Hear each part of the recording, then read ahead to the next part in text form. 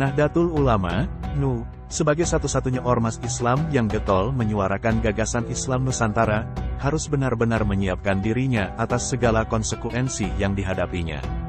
Sebab sejauh ini, umat muslim yang mengikuti sistem bermazhab dan metodologi berpikir ala Islam Nusantara selalu mendapat serangan dan gempuran, bertubi-tubi, terus-menerus, tak ada habisnya. Serangan dari berbagai pihak kerap kali dipoles dengan narasi-narasi agama. Jamak kita dapati di beberapa kesempatan, dengan berlaga ustadz dalam pengajiannya, berupaya membenturkan pimpinan NU dengan hasil keputusan muktamar, yaitu soal tradisi yang berkembang di masyarakat yang masih dijadikan budaya, seperti nyadran, sedekah bumi, syukuran hasil panen dan sebagainya. Beberapa kearifan tradisi tersebut disandingkan dengan hasil keputusan muktamar NU era awal-awal berdirinya. Sehingga dari itu, awam banyak yang terprovokasi, dan kemudian ikut-ikutan menyalahkan ijtihad NU. Bila ditelisik lebih dalam lagi, hakikat ustadz yang demikian inilah yang mencederai perjalanan dan perjuangan NU, bahkan Islam yang sejati. Ia gagal paham, bahwa dalam usahanya NU sudah ada keputusan terbaru tentang masalah ini. Substansi sama jika tidak sesuai dalam aturan Islam. Namun jika sudah diselipkan ajaran Islam seperti membaca Quran, sedekah, sholawat, doa dan lainnya maka jelas diperbolehkan. Kalau masih ada beberapa hal yang belum sesuai, tinggal kita dakwahkan secara bertahap supaya sesuai dengan ajaran Islam. Bukan malah menebar fitnah menyalahkan sesama umat beraga Islam. Dari beberapa tradisi dan budaya umat Islam yang sering dibombardir oleh kalangan sesama muslimnya diantaranya adalah, pertama, sesajen. Sesajen adalah tradisi selamatan ala masyarakat lokal dengan diniatkan untuk selamatan.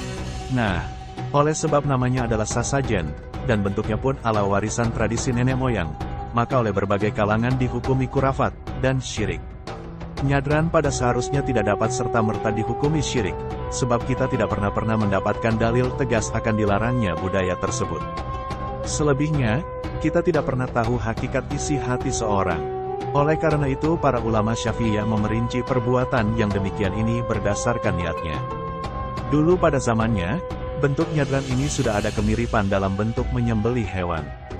Salah satu ulama ahli tarjih dalam mazhab Syafi'i, Imam Ibnu Hajar Al-Haytami berkata, artinya, barang siapa menyembelih hewan untuk mendekatkan diri kepada Allah agar terhindar dari gangguan jin, maka tidak haram, boleh.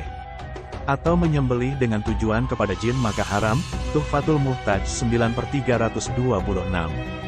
Bila kita tipologikan, tradisi nyadran ini telah difatwa hukumnya oleh sejak dahulu. Ada yang boleh dan ada pula yang nggak boleh. Bahkan ada yang sampai menjurus syirik. Syekh Abu Bakar Dimyati Syata, banyak ulama Indonesia berguru kepada beliau diantaranya Kiai Haji Hashim Asy'ari, pendiri NU, berkata saat mensyarahi ungkapan Ibnu Hajar di atas yang dikutip oleh muridnya dalam Fathul Muin. Artinya, bahkan jika menyembelih hewan dengan tujuan mendekatkan diri dan ibadah kepada jin maka ia telah kafir. Ianatut Talibin 2/397. Kedua, tingkepan atau 7 bulanan kehamilan ibu. Substansi dari 7 bulanan adalah mendoakan kehamilan seorang ibu. Berikut dalil hadisnya. Artinya, bab tentang riwayat doa Nabi Muhammad SAW dengan keberkahan untuk kehamilan Ummu Sulaim dari Abu Talhah. Abu Talhah bersetubuh dengannya. Kemudian Nabi SAW mendoakan, semoga Allah memberkati kalian berdua di malam kalian. Ummu Sulaim melahirkan anak untuk Abu Talhah, bernama Abdullah. Mereka menyebutkan bahwa Abdullah adalah termasuk orang terbaik di masanya. Hari Al-Baihaqi dalam Dalail An-Nubuwah, 6/406. Lalu pertanyaannya adalah, apakah hal yang demikian ini tidak termasuk tafsir? Di dalam mazhab Syafi'iyah dijelaskan bahwa jika menghamburkan harta memiliki tujuan adalah diperbolehkan. Artinya, menyia-nyiakan harta karena ada tujuan adalah boleh. Hawasyai Asis Syarwani 3/115. Setelah demikian, pertanyaan selanjutnya adalah tentang fungsi dan maksud yang dikehendaki dari tradisi, tingkepan atau 7 bulanan kehamilan. Secara kasat mata, tradisi yang demikian ini tentu merupakan sedekahan serta selamatan di saat kehamilan. Hal semacam ini pernah dilakukan oleh keluarga Imam Ahmad ketika istrinya hamil, yang menjual perhiasannya dan laku sebesar 8,5 dirham kemudian dibagi-bagikan saat istrinya hamil.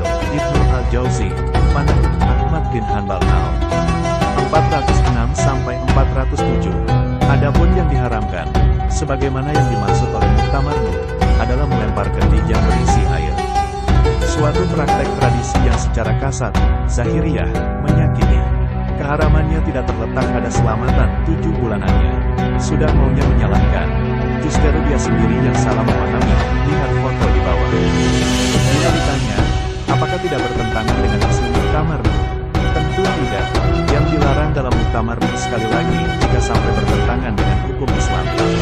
Sedang titipan 7 bulan kehamilan merupakan implementasi dari sedekah dan selamatan yang oleh orang Jawa dikonsumsi